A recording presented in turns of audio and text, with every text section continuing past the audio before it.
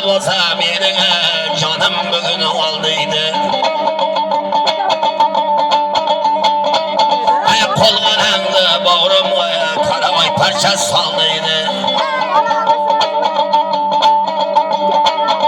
Allah olsa şehirde canlanamdı aldıydı. Bağrımga çay iki kolumda bağrıganımga salındı. Kimge taylap ketazar çımıldı da çayra kelindi.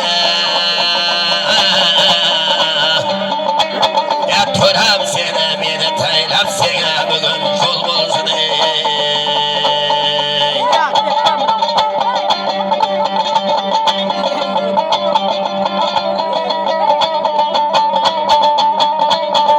Barşanı yaratmanı kara kudreti yapar. Nekşevlerde kılarına kara girevler.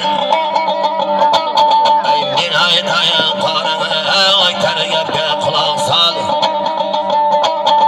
Meni taylap töram seni yol bulsun.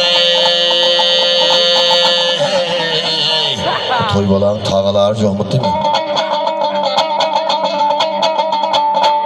Olmazsa hem tülemetler joğmut.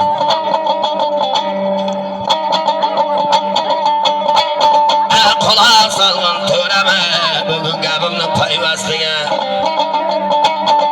Yılaymanda bugün kaşında karanlığı rastıga. Meni taylap törem sene yol bolsan. Kulak salgın töreme çılap aytkan sözüme.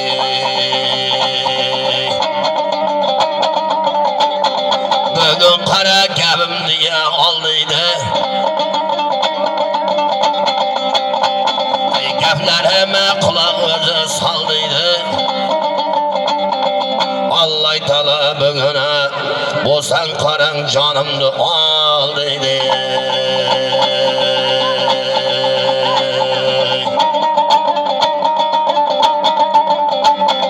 Kimge taylap ketesene üç aylığa kelindi. Kimge taylap ketersene üç aylığa kelindi.